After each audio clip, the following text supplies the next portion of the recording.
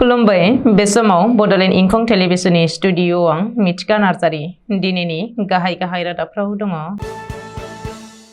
BPF एआईइउडीएफ नि गेजेराव गोरोबथा बीटीआर नि मोननै बियाबाव एआईइउडीएफ आ बीपीएफ खौ मदद खालामगोन। रां राननाय जौनि गला खुलिनायनि अनगायै सरकारा जेबो पलिसि गैया बुंदों गौरव गगৈ। मानासाव गान्दाया दावबायारिफोरखौ फिन होसोदों। सानजारि नोगोर बैसागो फोरबो खुंफुं आफादा लटारि गिफ्ट कुपन लाबोदों। काछाराव जिनाहारि खालामग्रा सासे लंपटखौ आथिङाव गुलि गावदों। त्रिपुरायाव 3.5 कौटि रांनि जाबा टेब्लेटखौ जब्द खालामनो हादों। दानिया फैदोनि आबुं रादाबाव।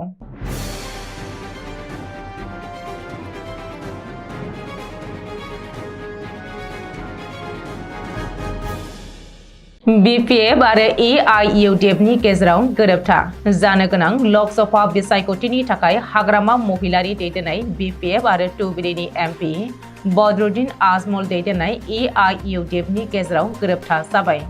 बीटीआरनि बेन्दोङाव थानाय मोननै लकसभा बियाब क'क्राझार आरो दरं अदालगुरियाव एआईइउडीएफ आ बीपीएफ खौ मदद खालामगोन।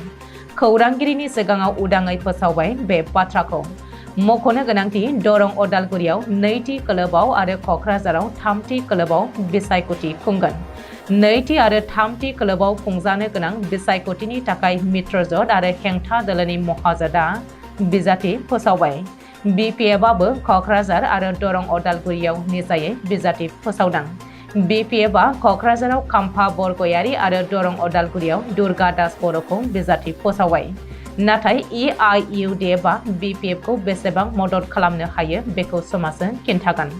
बेजों लोगोसे बीपीएफ आरो एआईइउडीएफ नि थार्ड फ्रन्टआ दरं अदालगुरिनि राजखान्थिखौ नोजोरथावनासिन खालामदों। बबेखानि दरं अदालगुरियाव गोबांथार बिबांनि माइनरिटि भट दङ, नाथाय एआईइउडीएफ आ बीपीएफ खौ मदद खालामनाया दुर्गा दास बर'नि देरहानायखौ रोखा खालामगोन ना कंग्रेसनि भटखौल' बोखावगोन बेबो गेदेर सोंथि।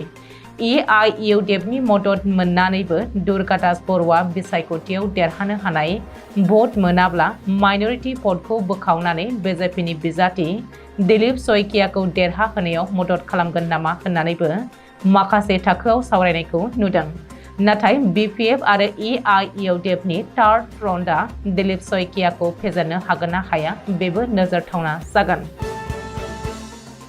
रां राननाय जौनि गला खुलिनायनि अनगायै सरकारा जेबो पलिसि गैया बे बाथ्राखौ बुंदों कलियाबरनि एमपि आरो जरहाट लकसभा मासनि कंग्रेस दलनि बिजाथि गौरव गगैआ।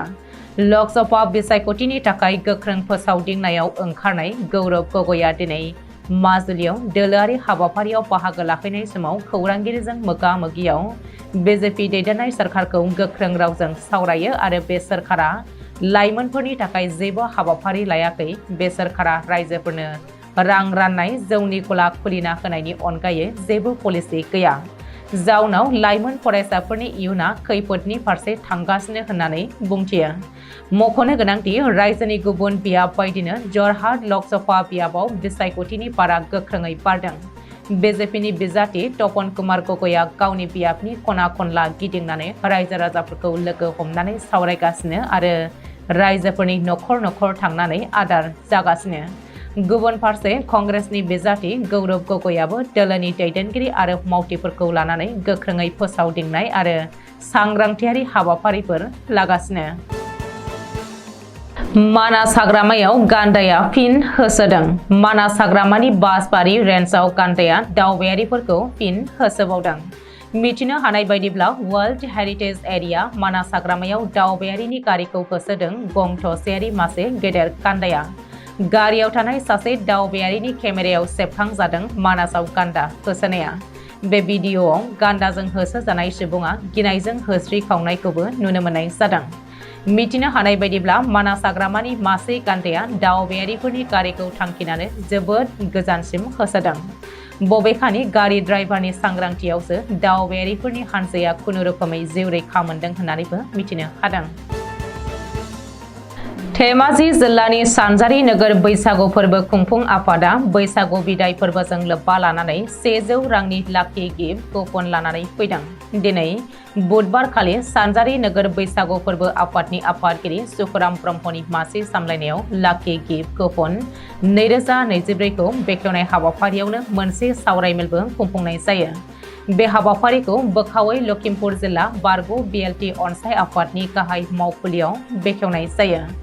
बे हाबाफारिखौ बेखेवनानै होयो SB बड' गोजौसिन गेजेरारि फरायसालिनि बारग' लेङाइ गाहाय फोरोंगिरि ललित चन्द्र बर'आ। बे हाबाफारियावनो बाहागो लाबावो आफादगिरि रातिराम बसुमतारी, लेङाइ आफादगिरि दीपांकर नार्जारी, एबसुनि लेङाइ आफादगिरि हेरेन्य सरगियारि, बोखावै लखिमपुर जिल्ला बारग' BLT अनसाय आफादनि आफादगिरि सानसुमा बसुमतारी, SMCनि मावफुं सोद्रोमा मलेन्द्र नार्जारी, सिमेन्सापुरि UN एकाडेमिनि गोरायुं बिमल मोसाहारि आरो सानजारि नोगोर बैसागु फोरबो आफादनि आफादगिरि मावफुं आफादगिरि बिदेश्वर दैमारी, गाहाय नेहाथारि अनारुप सरगियारिजों लोगोसेनो सिमेन्ट दख'रानि सिङाव थानाय गुबुन गुबुन बर' माहारियारि आफादफोरनि दैदेनगिरिफ्रा बाहागो लायो। काछार जिल्लानि लाखिपुर ओनसोलाव मंगलबारखालि सासे जिनाहारि खालामग्रा दुथांखौ पुलिसनि आवथायनिफ्राय खारखोमानो नाजानाय समाव आथिङाव गुलि गावनो गोनां जादों। 16 मार्चखालि सासे आइजोखौ जिनाहारि खालामनायनि दायाव जमीरुद्दिनजों लोगोसे 4 लंपटआ सोमोन्दो दं होननानै मिथिनो मोननाय लोगो लोगो बेखौ पुलिसआ हमनो मोननाय जादोंमोन। सुलुङाव फोरमायथिनाय बायदिब्ला दायनिगिरि जमीरुद्दिन लंपटआ सिगि सग' खालामनानै जिनाहारि खालामग्रा जायगायाव लाना थांनायाव मोनहैनाय लोगो लोगोनो लंपट जमीरुद्दिना पुलिसनि आखाइनिफ्राय खारखोमानो नाजानाय समावनो पुलिसआ गोख्रों राहा लानो गोनां जानायलाय जमीरनि आथिङाव गुलि गावनो गोनां जादों होननानै मिथिनो हादों। बे समाव जोखोम जानाय लंपटखौ सिलचर मेडिकेल कलेज हस्पिटालाव फाहामथाय होनाय जाबाय होननानै मिथिहोदों। बर्डार सिकिउरिटि फोर्स एबा BSF आरो त्रिपुरा पुलिसआ जथायै लोगो नांनानै सभाबुर गामिनि सासे सुबुंनि न'निफ्राय दोनखोमानाय 2 लाखनिबो बांसिन नोगोद रां आरो 3.5 कौटिनिबो बांसिन रांनि जाबा टेब्लेटखौ सिग्रोमनानै जब्द खालामनो हादों। स्रोद सुलुङाव खौरां मोननायनि उनावनो BSFआ सनामुरा पुलिस थानानि हेफाजाबजों समबारखालि मोनायाव अपारेशन खालामनानै गंसे गारियाव सिग्रोमनायनि उनाव गासै 70,000 जाबा टेब्लेटखौ मोननो हादोंमोन। बेजों लोगोसेनो 2,23,800 नोगोद भारतारि रां आरो 8 लाखसो रांनि गारिखौबो जब्द खालामनाय जायो। मख'नो गोनांदि रैखाथि हानजाया जाथायसालियाव सौहैनायनि सिगाङावनो दायनिगिरिया खारखोमानो हादों होननानै मिथिनो हादों।